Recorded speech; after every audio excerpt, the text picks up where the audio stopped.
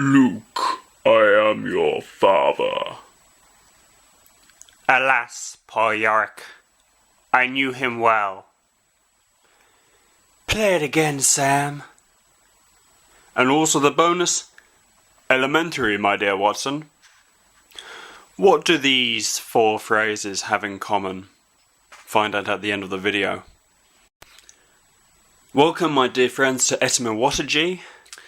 If you have watched any of my old videos, I know it's only going to be a few of you, you will know I have an interest in etymology. That means studying the origins of words and how they progress through language. Indeed, etymology itself comes from Greek, meaning the true matter of things.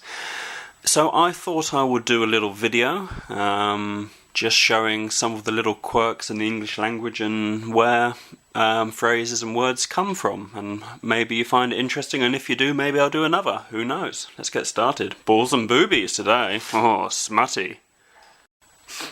So have you ever wondered where the term booby trap comes from? After all, you're not really trapping boobies. Well, maybe you would have been. Possibly one of the... There's, again, in etymology, there's often contending theories. Probably one of the foremost is that booby traps come from the age of exploration, where European ships would do long voyages, and part of that would be when they would do long voyages in the Pacific. And it would be often difficult to gain new foodstuffs. So one of the ways they would do this is sailors would put some fish or bait on a deck, lay a lasso or rope around it, and birds would fly down onto the deck, at which point the sailors could spring the trap and lasso them and capture them. And normally, out in deep sea voyages in the Pacific, this would often be the blue-footed booby. It's a type of bird. If you don't know it, look it up. Its mating dance is actually quite incredible. They're actually worth watching itself. But it's highly likely that a booby trap would be a trap sailors would plant on the deck for the blue-footed booby.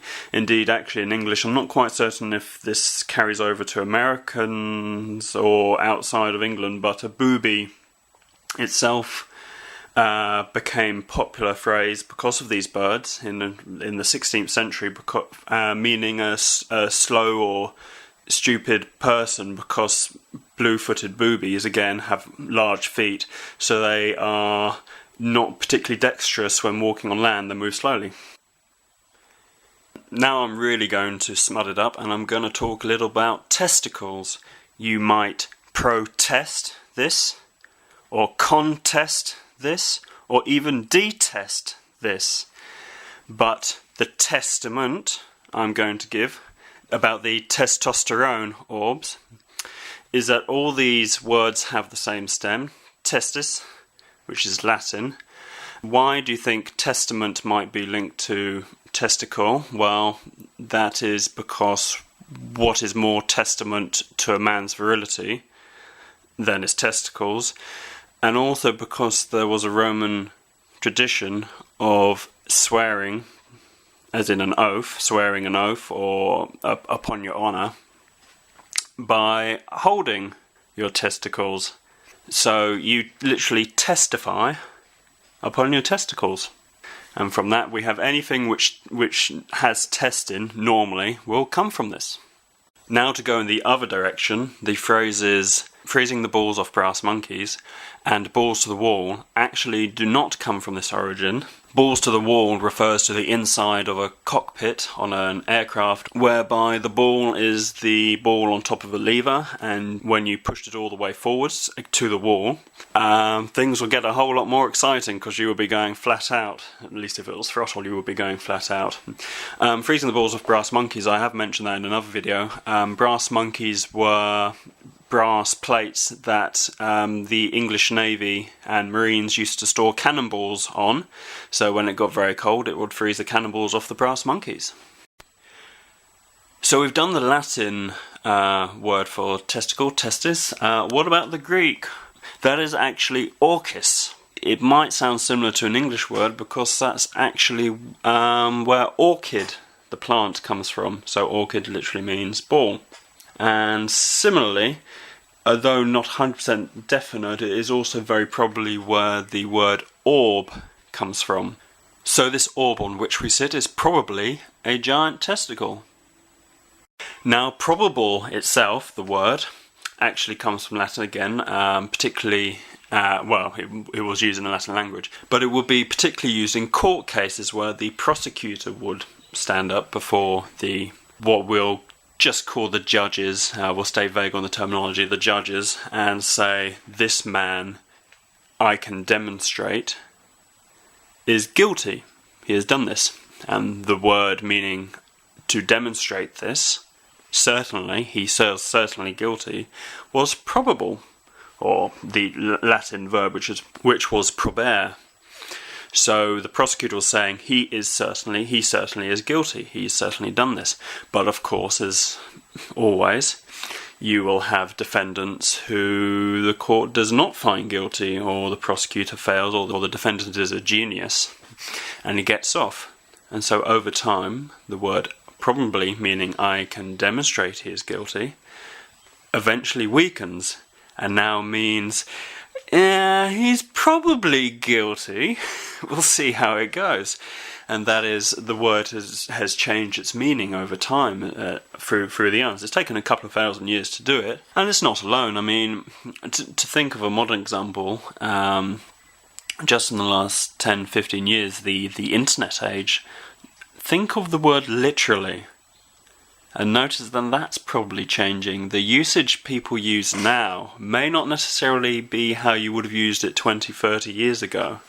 So words do change their meanings. Another good example of words changing, or the meaning of phrases becoming obscure, would be found in one such as, the proof of the pudding is in the eating. It doesn't really make sense when you stop and think, well, the proof of what are you proving? And that's because, again, the word proof has changed. Proof actually used to mean a test. Now you know where test comes from now, don't you? So what the phrase actually means is the test of the pudding is in its eating, which makes a whole lot of sense. But again, proof has changed its meaning slightly and become something else. Now the phrase is slightly nonsensical, particularly, I imagine, if you're a foreigner and you learn that, I imagine it's very hard to work out, because really you can't work it out. It doesn't really mean anything anymore. If you're a chemist, you might have noticed that oxygen, nitrogen, and hydrogen all have the same ending. That's because gen comes from the Greek genos, meaning birth. And this is found all over English. You can have it in gene, or gene pool, genus, gender, even generous, which used to mean well-born, and again can be found aside gentleman, or gentle, regeneration, generation, and even genocide. So these little words, these little components keep popping up in English, and in not just in English, other languages as well, all over the place. And sometimes prizing the word apart and revealing what's underneath and its components and where it's come from can reveal some surprising things. Well, I hope you've enjoyed this little talk. If you want to know what connects the Star Wars phrase and the Hamlet phrase and the Casablanca phrase, which I said at the beginning, that is what connects them all is that they were never said or written. Not one of them. The actual quote Darth Vader says in The Empire Strikes Back is not, Luke, I am your father. He actually says, no, I am your father. In Casablanca, it also does not actually say play it again, Sam. She says, play it once, Sam, for old time's sake. And then just after she says, play it, Sam, play as time goes by. Alas, poor Yorick, I knew him well, is not actually written in Hamlet. What is actually written in the soliloquy is, alas, poor Yorick, I knew him, Horatio, a fellow of infinite jest. And Sherlock Holmes, I think elementary, my dear Watson, elementary Watson, even though I think now the phrase elementary, my dear Watson has been used in Sherlock Holmes series and films, you know, the Basil Rathbone ones, and now the Robert Downey Jr. films that have come out, the Guy Ritchie ones, is never actually written in any Arthur Conan Doyle book. Elementary. Sherlock Holmes does use the word elementary, but he never once says elementary, my dear Watson. In fact, that has been accredited to P.G. Wodehouse, who is the first known person to write elementary, my dear Watson, in a book sort of roughly spoofing or referring to Sherlock Holmes. Well, there you go, because a lot of you probably would have been generous enough to testify that he had. Who knew? Alright, live leak. There you go, there's a few facts and ideas for you this week. Bye bye.